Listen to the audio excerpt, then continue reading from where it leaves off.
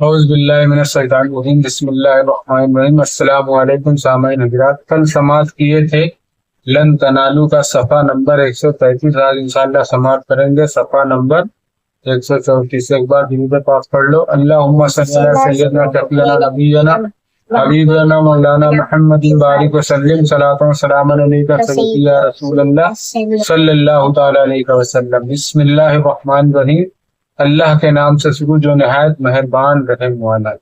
آگے اللہ تعالیٰ ارشاد فرماتا ہے، یا ایہا الذین آمنوا ان تطیعوا الذین کفروا یردوکم علی اعقابکم فتنقلبوا خاسرین۔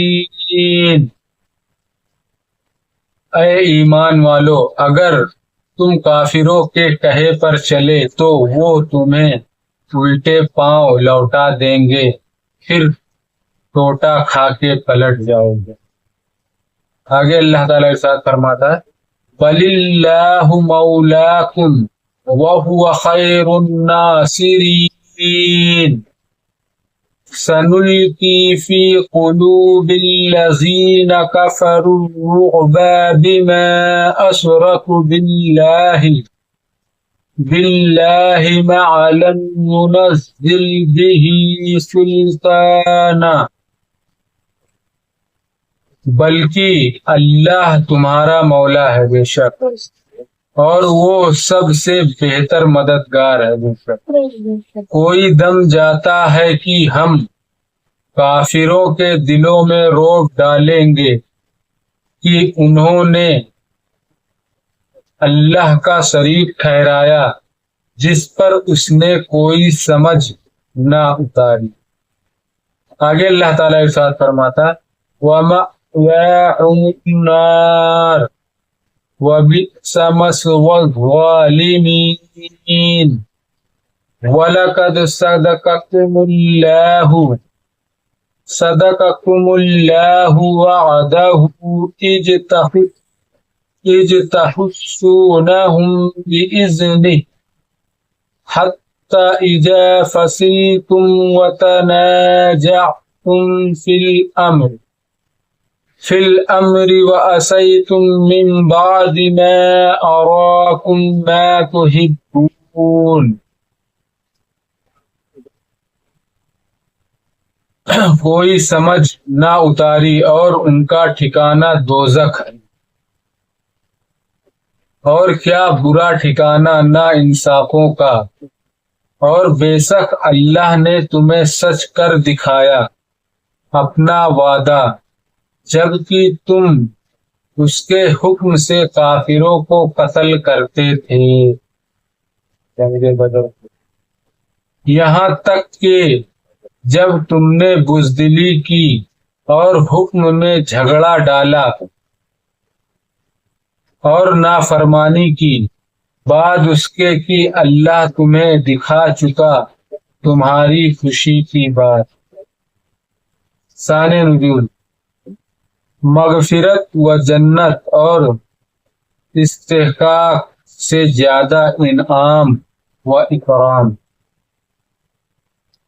خواہ وہ یہودی و نصارہ ہوں یا منافق و مشرک، کفر و بے دینی کی طرف۔ مسئلہ اس آیت سے معلوم ہوا کہ مسلمانوں پر لازم ہے کہ وہ کفار سے علیحدگی اختیار کریں۔ کفار سے علیحدگی مطلب ان سے الگ ہی رہیں، ان کی طرح نہ ہوں، اور ہرگز ان کے رائے و مشورے پر عمل نہ کریں۔ وہ جو رائے دیں، مشورہ دیں، اس پہ عمل نہ کریں، کیونکہ وہ اپنے حساب سے رائے و مشورہ تو نہیں، اور ان کے کہے پر نہ چلیں۔ جنگ احد سے واپس ہو کر جب ابو سفیان وغیرہ اپنے لشکریوں کے ساتھ مکہ مکرمہ کی طرف روانہ ہوئے تو انہیں اس پر افسوس ہوا کہ ہم نے مسلمانوں کو بالکل ختم کیوں نہ کر ڈالا. یہاں جنگ احد میں جب آپ صلی اللہ علیہ وسلم جہاں پہ ان کو کھڑا کرنے کو بولے تھے وہاں سے وہ لوگ ہٹ گئے، نافرمانی کی نا آپ صلی اللہ علیہ وسلم، تو وہ لوگ بھاری پڑ گئے ان پہ. تو وہ لوگ مکہ مکرمہ جاتے وقت سوچے کہ ہم آج ان لوگوں کو ختم ہی کیوں نہ کر ڈالتے، پورے مسلمان ہی ختم ہو جاتے. آپس میں مشورہ کر کے اس پر آمادہ ہوئے کہ چل کر انہیں ختم کر دیں. پھر وہ لوگ کیا سوچے کہ چلو اب ان لوگ کو ہم ختم ہی کر دیتے ہیں. جب یہ قصد پختہ ہوا تو اللہ تعالی نے ان کے دلوں میں رعب ڈالا. جب وہ لوگ یہ ایک دم ارادہ کر لیے کہ اب مسلمانوں کو ختم کر دیں چل کے، تو اللہ تعالیٰ نے ان کے دل میں دہشت ڈالی، رعب ڈال دیا مسلمانوں کا، ان کے ڈر آنے لگے اور انہیں خوف شدید پیدا ہوا، مطلب خوف پیدا ہو گیا. اس طرح بھی اللہ ان کی مدد کرتا رہا اور وہ مکہ مکرمہ ہی کی طرف واپس ہو گئے. اگرچہ سبب تو خاص تھا لیکن رعب تمام کفار کے دلوں میں ڈال دیا گیا. تمام جتنے کفار تھے سب کے دلوں میں یہ رعب ڈال دیا گیا کہ دنیا کے سارے کفار مسلمانوں سے ڈرتے ہیں اور بفضل تعالی دین اسلام تمام ادیان پر غالب ہے. بے شک آج کا بھی دور دیکھ لو، پوری دنیا اسلام کے پیچھے ہے اور ہمارا اسلام ماشاء اللہ سب سے آگے. دین کے پیچھے سب لگے ہیں، اسلام سب سے آگے. جنگ احد میں کفار کی ہجمیت کے بعد حضرت عبداللہ بن جبیر کے ساتھ جو تیر انداز تھے وہ آپس میں کہنے لگے کہ مشرکین کو ہزیمت ہو چکی. جہاں آپ صلی اللہ علیہ وسلم نے ان تیر انداز کو کھڑا کیا تھا نا کہ یہاں سے مت ہٹنا، پیچھے سماعت کیے نا، تو وہ لوگ دیکھے کہ مشرکین بھاگ رہے ہیں.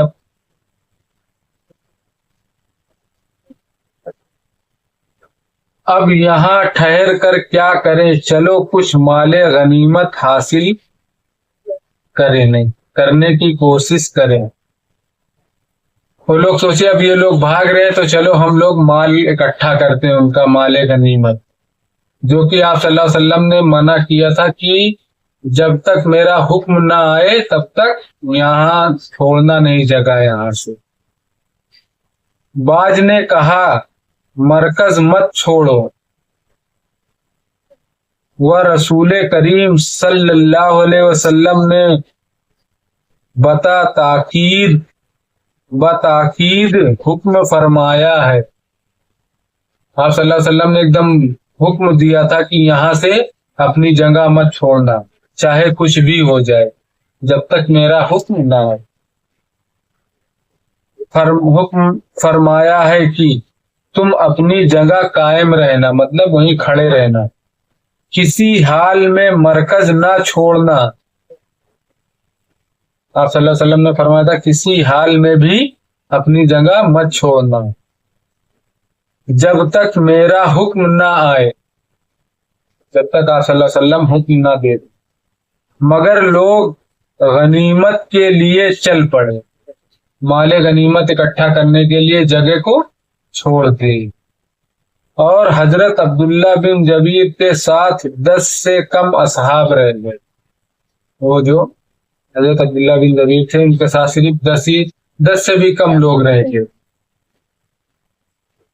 کہ مرکز چھوڑ دیا اور غنیمت حاصل کرنے میں مشغول ہو گئے، مال اکٹھا کرنے میں مشغول ہو گئے. یعنی کفار کی ہزیمت، مطلب ہار ان کی ہوئی، کاٹے گئے، مارے گئے، وہی ہزیمت ان کی ہار ہوئی. ٹوٹا کھا کے مطلب نقصان اٹھا کے، کوئی دم جاتا ہے عنقریب جل۔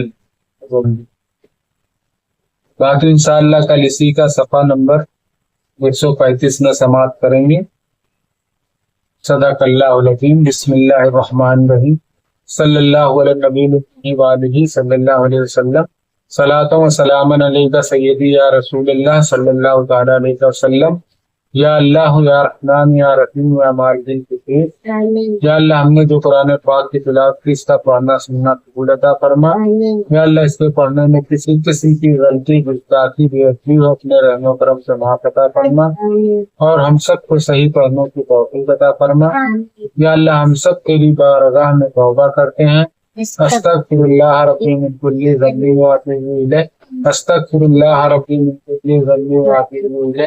استغفر اللہ ربی من کل ذنب واتوب الیہ۔ سبحانک ذی العزۃ عما یصفون وسلام علی المرسلین والحمد للہ رب العالمین۔ لا الہ الا اللہ محمد رسول اللہ صلی اللہ تعالی علیہ وسلم۔ السلام علیکم ورحمۃ اللہ تعالی وبرکاتہ۔